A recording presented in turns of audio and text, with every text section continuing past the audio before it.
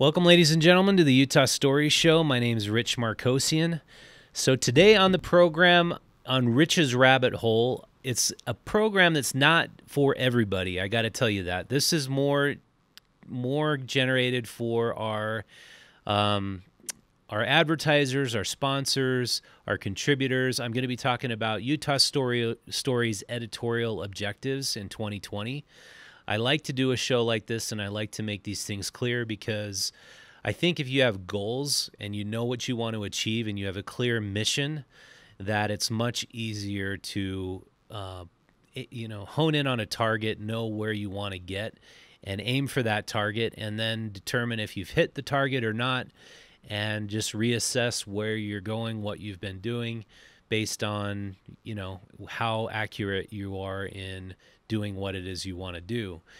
And so I can tell you, if you're a regular listener of this podcast, you might not care about this so much. This might be a little bit too much information for you. But if you want to hear what we're trying to achieve with Utah Stories, both the magazine and the podcast and our digital content, then that will be great for you. So here is what I want to focus on for 2020. I believe strongly that local journalism has the power to help build community. And that's really the essence of what we want to achieve. Utah Stories started as the idea that there's not enough in-depth local journalism. There's not enough asking how and why things are the way they are. The newspapers and television stations provide plenty of the what, but actually delving into asking how and why things are the way they are, I believe, is the most important function of a free, independent press, and it's what we want to accomplish here at Utah Stories. So what do I mean by that? For example, we've got a giant development project going on at the base of Little Cottonwood Canyon. It's called Canyon Center. It's been in the works for the last 7 years.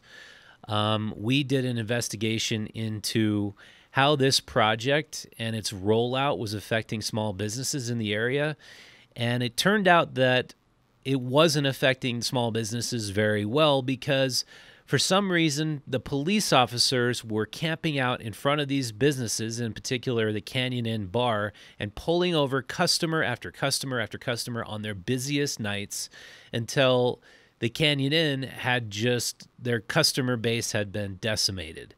So what does this have to do with the development project was our question. And does it have anything to do with the development project? Because the bar owner was saying, yes, it did. Of course, the mayor was saying, of course, it has nothing to do with that. What we decided to do was do what's called a grandma request. That's a Freedom of Information Act. You can request any sort of government records that you want as a journalist and show those records that might either prove or disprove your case. And so his claim was that, and his attorney's claim was that they were writing bogus DUIs. They were basically just pulling over people to harass them. They were writing fake DUIs where people weren't actually over the legal limit for alcohol consumption, just to get his customers driven away from his business so this big Canyon Center development project could be fast-tracked. And long story short, we found that indeed a lot of the DUIs that were written by the police force were dismissed from court because they did not blow from the breathalyzer beyond the legal limit, and Cottonwood Heights had more cases thrown out for DUIs by 3 times more than any other city in all of Utah.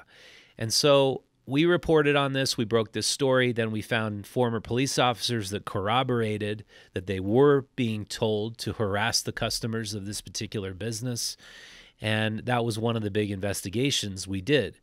So now fast forward 3 years later, we are where we are. The developer of this project happens to be the state Senate president for the state of Utah. His name is Wayne Niederhauser, and he conveniently has pockets of land that he is working on that are in strategic locations where his political power could really make a big difference on these projects and their outcomes. one of them is this Canyon Center development. He has all this land. He needs a parking garage. And so rather than just build the parking garage, he found that if he is able to use his power to get a toll booth put up at the base of Little Cottonwood Canyon, he could say that a certain amount of the money generated from this toll booth could be used for additional parking so fewer people are driving up the canyon. And so what kind of parking structure would accommodate those people? Well, he decided that his development project would be the perfect fit in providing more parking for more residents so that fewer cars should need to go up the canyon. And so it's these kind of things I feel that is the essence of why local journalism is absolutely necessary. If these developers/politicians had their way, they would work behind closed doors. They would never have any exposure to the public. They would keep us and our taxpayer, they'd keep the flow of our taxpayer dollars only being used to benefit them. So if we expose corruption and we shine a light into the back rooms and we see what's really going on, I think it can greatly enhance people's confidence in the free market, and it can help small businesses thrive and succeed. Because Utah, honestly, I've heard this before from several people. It's one of the most corrupt states in the entire country in terms of cronyism. We have tons of people in our city councils, in our state legislature, who have their special interest projects and their special interest donors who are giving them tons and tons of money, and they are on the take, and they are helping pass legislation that directly helps their projects or their funders. A story just came out in the Tribune on Monday that 89% of all campaign contributions to state legislatures races came from special interest funding.